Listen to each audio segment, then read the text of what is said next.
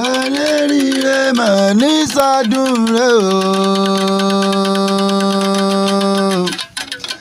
Aláàjì Mọ̀súrù mi ò Adébọ́lá Adélékan ìwọ ni mò ń ké sí. Ọmọ agbógun lórí o agbógun lórí pàtètè ni wọ́n lé àwọn bàbá tó bí ọlọ́mọ gangan ni.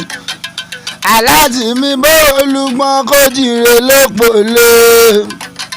Mo ní bó àrẹ̀sà kó jire ní sàrẹ̀ o.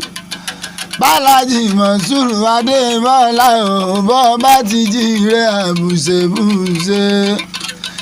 Ọmọkùnrin tó fojoojúmọ́ ayé wúyàn. Bàbá Adébọ́lá o ìwọ ni mò ń ké sí. Bàbá Wàhábù sọ́nbẹ́ nílé ní ààbò tí ó ń dé lọ.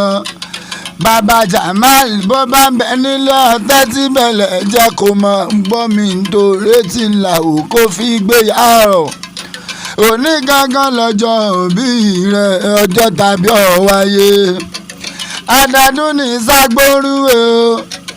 Adádún lára mọ̀bì lórí àtẹ Adébọ́lá ọmọ agbógun lórí o.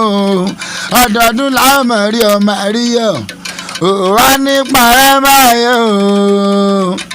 Bàbá mi mo pọ́ ní parẹ́máyé o. Láti Olódùmarè tó dá gbogbo wa.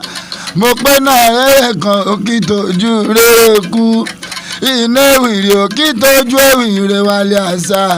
Mo pé kú kan òkì pẹ̀tà lójú òrùn ikú òní pa àrùn òní gbé ọdẹ. Òní tán nílé ayọ̀ òní tán ní tìkà. Àlàó kọ́ mi o. Ọmọ agbógun lórí pàtètè ni wọ́n nílé àwọn bàbá tó bí ọlọ́mọ gangan. Ọmọ olówó dúró ni wọ́n o. Ọmọ olówó dúró ni wọ́n. Ọmọ ajífẹ́gbé ṣeré ni wọ́n nílé àwọn bàbá tó bí ọlọ́mọ gangan. Ọmọ òwú àjímúdá o. Àlàó kọ́ mi o. Ọmọ ẹyọ kan ṣoṣo tá à bá fi bí gba ọmọ ni ọ́. Àlàó kọ́ mi o. Ọmọ ìníwúrà lọ́jà nítorí àtirò ló ṣe lọ. Àlàó kọ́ mi o. Ní kánjú kú láṣẹ sátíà. Ẹja kékeré tí ò jẹ́ kí lágbàdùn nínú mi. Ọmọ abójú ọ̀tá pìtìpìtì ni wọ́n nílé àwọn bàbá tó bí ọlọ́mọ gangan. Ẹ̀gbá mọ́lì sábẹ́ o. Agbòǹgbò àkàlà mo pé lákéjọ bí nìyàn o. Ọmọ àṣẹrẹ tí mú kíkan ìsàlẹ̀ oró wọn mọ́dún yorùbá. Ẹ̀yin lọ́mọ tí ò ń foyè o. Ọmọ fìràn gboyè nìyí. Àdá mẹ́wàá ni bàbá yín mú gbòòrè nílé òun lákéjọ bí. Ọmọ olówó dúró ọmọ ajífẹ́gbé ṣeré. Àrí èyí tó ṣe lónìí ò ní jáse mọ́ fún ọ láti ọba mi aláwùrà. Títí láyọ̀ àbúrò rẹ̀ aláṣẹ Dáfíx fashion ló pé kí n mọ̀ kí ọ. Òun àtọ́láyínká o. Gbogbo Kòkó Cute boutique pátápátá o. Aláṣẹ lòun náà níbẹ̀. Àwọn ọlọ́pẹ́ kí n mọ̀ kí ọ. Wọ́n ní kí n wí fún ọ pé o.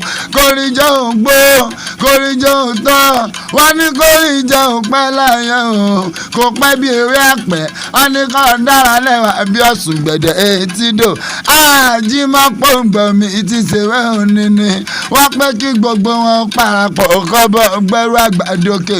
Wọ́n ní kí n wí fún ọ pé o. Ìgbà ọdún kan ni kó mọ̀ jẹ́ fún ọ lọ́jọ́ kọjọ́. Happy birthday to you o. Aláàjì Mọ̀súrù Adébọ́lá Adélékan máa gbógun lórí pàtètè. Òní kanjú kú láṣẹ sátíà. Wòmí wò dáadáa o. Bí wọ́n bá bí ọ lè rẹ̀ wípé ta ló kọrin ewì sí ọ létí.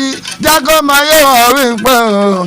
Ọ̀pánágà akéwì tó mọ òye ni. Akéwì ọ̀là ló ń kí ọ ọmọ òṣèpàrọ̀.